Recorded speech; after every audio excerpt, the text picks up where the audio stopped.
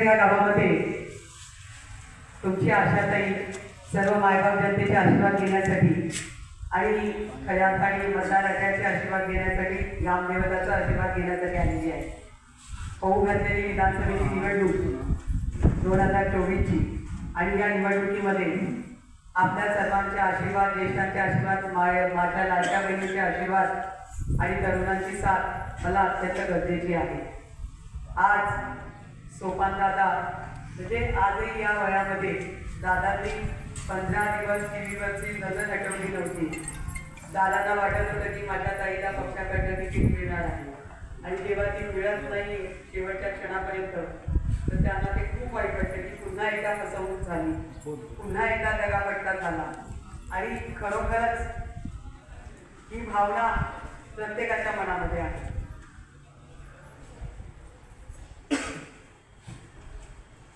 ज्या व्यक्तीवर आपण प्रेम करतो त्या व्यक्तीचं स्वप्न पूर्ण व्हावं असं कुणाला वाटत नाही. मला त्यांनी लेकीसारखं, बहिणीसारखं प्रेम केलं. त्यांनी 3 वेळा माझा पराजय बघितला. त्यांना वाटलं की आता तरी न्याय होईल, चौथ्यांदा पक्ष तिकीट देईल, दखल घेईल. मला येतं तेच सांगत होते. त्यांना बोलायचा त्रास होतो तरी पण मला तेच सांगताय हा आपल्याशी धोका झाला, आपल्याला तिकीट नाही मिळालं, मला ते सहन झालं नाही. म्हटलं दादा आम्ही कसोटी घेऊन पाहतोय, देवालाच काळजी आणि मतदाराला काळजी. कारण दादा 3 महिने लोक कुसकुस करतायत, लोक म्हणतायत की बाबा सगळ्यांना दिलं, सगळ्यांना संधी मिळाल्या, एक संधी ताईला मिळायला पाहिजे. मतदारांनी निर्णय घेतला आणि मतदारांचा जो कानूनचा आहे तो घेत असताना कार्यकर्ते म्हणाले की ताई तुम्ही आधी हे नेते बाजूला करा, म्हणून तुम्ही जे नेते जे ज्या ज्या ठिकाणी दिलेले आहेत ना हे नेते तुम्हाला निवडून येऊ देत नाही, हे काय तुमचा घात करतात. त्याच्यापेक्षा आम्ही छोटे कार्यकर्ते असू पण आम्ही दुसऱ्या पहिल्या कार्यकर्ते आम्ही सगळे तुमच्या पाठीशी राहू. महिला भगिनी म्हणाल्या यावेळेला आम्ही तुमचंच काम करणार. एवढंच नाही दादा, तर मी आया पिंपळवंडीच्या गटात त्या दिवशी होती 4 दिवसापूर्वी, तरी तिथे काही महिला मला आवर्जून भेटल्या. मला म्हणाल्या की जसं पाहिलं तर दरवर्षी नवरात्रोत्सव असतो पण कोणाला सुचत नाही, पण यावेळी अगदी वनिता जायला गाड्या वगैरे घेऊन व्यवस्था केली गेली. आणि त्या गेलेल्या महिलांमधल्या त्या 4-5 जणी मला भेटायला आल्या. त्यांनी मला सांगितलं ताई आम्ही त्यांच्या गाडीत बसलो, आम्ही वणीला गेलो, आम्ही त्यांचं खाल्लं, पण जेव्हा ओटी भरली ना तेव्हा आम्ही देवीला सांगितलं का आमच्या ताईला एक काम कर.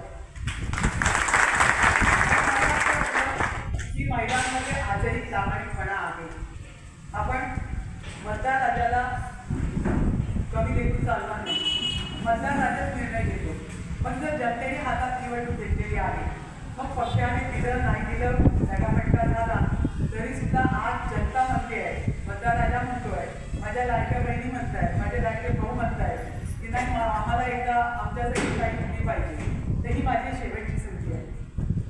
कारण 4 वेळा या देशात एकही महिला तुम्ही मला दाखवून द्या, तुम्ही गुगल सर्च करा, तुम्ही कुठेही जा आणि मला दाखवून द्या की कोणती महिला 3 वेळा पडल्यानंतर 4थ्यांदा रणांगणात उभी राहू शकते.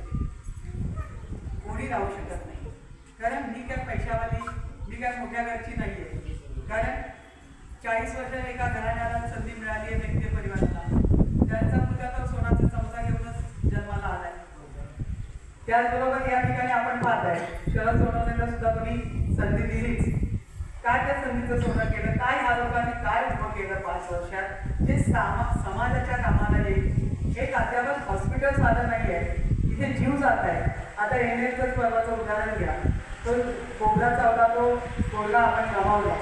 मग अशा वेळेला एखादा अद्यावत हॉस्पिटल पाहिजे, पण जर ते हॉस्पिटल यांनी केलं तर यांचं हॉस्पिटल बंद पडेल ना. यांच्या पहिलं तर त्यांनी शाळा बांधून घेतली. 20 वर्ष त्यांच्याकडे लाल दिवा होता कृष्णपुऱ्याचा, काय झाला. आणि 20 वर्ष लाल दिवा असताना त्यांनी पुनर्वसनाचे कोणतेच प्रश्न सोडवले नाही. घरं उभी राहिली, पर्यटन बनवतात पण चाऱ्यांचे पैसे नाही, कॅनलचे पैसे नाही, लोकांचं पुनर्वसन नाही, लोकांना नोकऱ्या देऊ केल्या होत्या.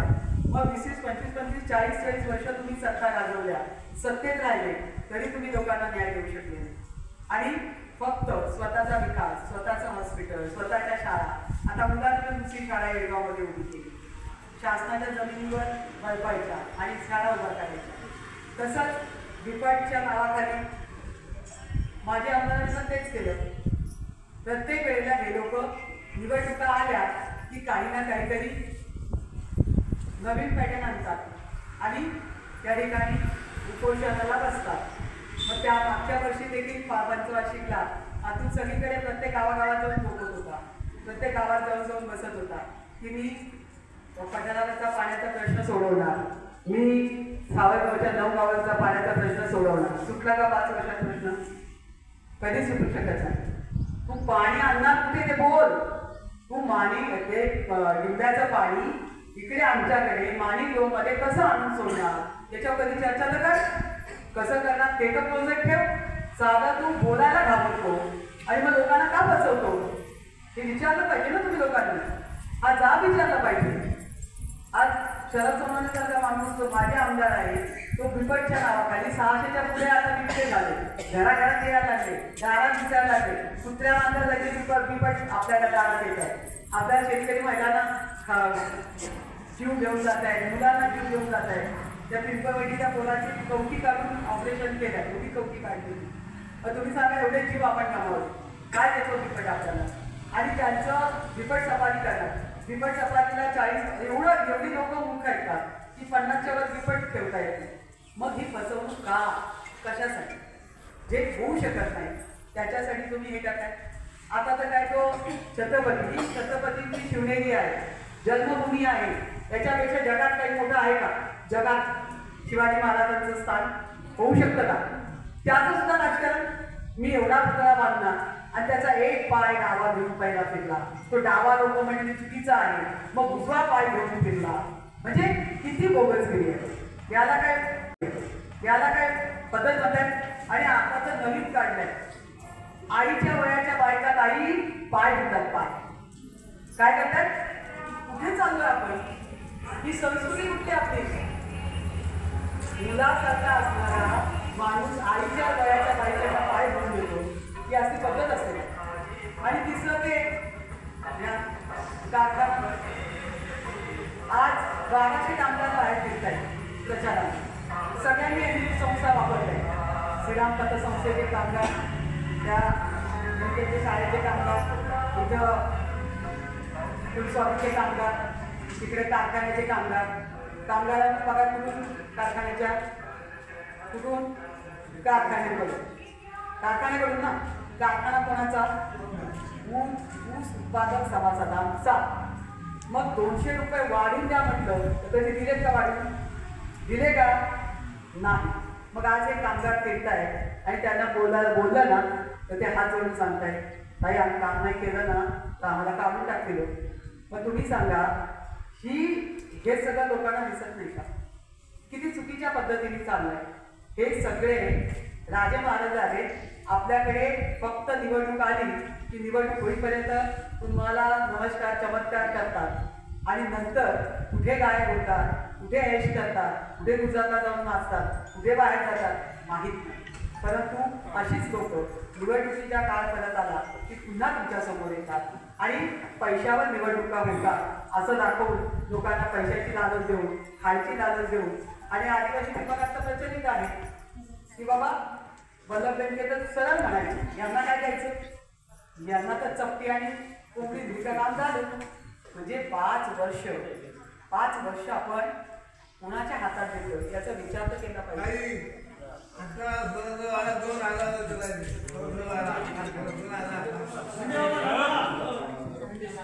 या ठिकाणी हा सगळ्या गोष्टीचा विचार आपण सादर केला. देवरामसारखा व्यक्ती जिल्हा परिषदेचा अध्यक्ष झाला ना, पण तुमची ताई जिने 22 वर्ष इथे खर्चा खाल्ल्या, 22 वर्ष आणि एकच संधी मागते, एकदाच मागते का? तर मला खऱ्या अर्थाने हे राजकारणाचं खाण्याचे चित्र बदलायचं.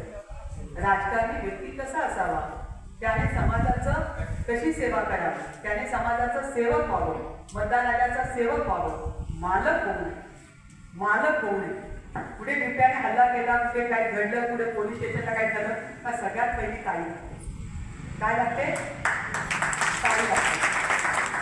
पिठाच्या चक्क्या ताई, गोठे ताई, घरकुल ताई, विहिरी ताई, या ठिकाणी आरोग्याच्या सुविधा ताई, मुलगी आली ताई, मुलगी पळून गेली ताई, मुलगा पुढे भांडणं झाली ताई. मग सगळ्या गोष्टीला महसूलला तलाठी आपल्याला दाखले देत नाही, तहसीलदार आमचं ऐकून घेत नाही, त्या ठिकाणी भूमी अभिलेखला आम्हाला न्याय मिळत नाही. वर्षानुवर्ष आम्ही खेट्या घालतोय, रेशन कार्ड काढायचं असेल तरी 50 खेट्या घालतोय. या सगळ्या गोष्टी त्यांनी बघायच्या. सगळीकडे ताई ताई ताई ताई ताई हे एकच होतं. आणि मग आमदारकीला असं काय होतं की तिथे का ताई चालत, जी एवढं कष्ट करते की हा विकासापलीकडचा विकास खूप साधला. संपूर्ण जुन्नर तालुक्यातलं एकही गाव मी सोडलं नाही. जुन्नर काय बाहेरच्याही तालुक्यांमध्ये मी लोकांची कामं केली. परंतु या सगळ्या गोष्टी करत असताना निश्चितपणाने आपण विचार केला पाहिजे. पण मी एवढं तुमच्याशी बोलते आहे, तुम्ही खरंच मला आमदार करणार आहे का? एक संधी देणार आहे का? मग सगळ्यांनी एकदा हात वर करा बघू.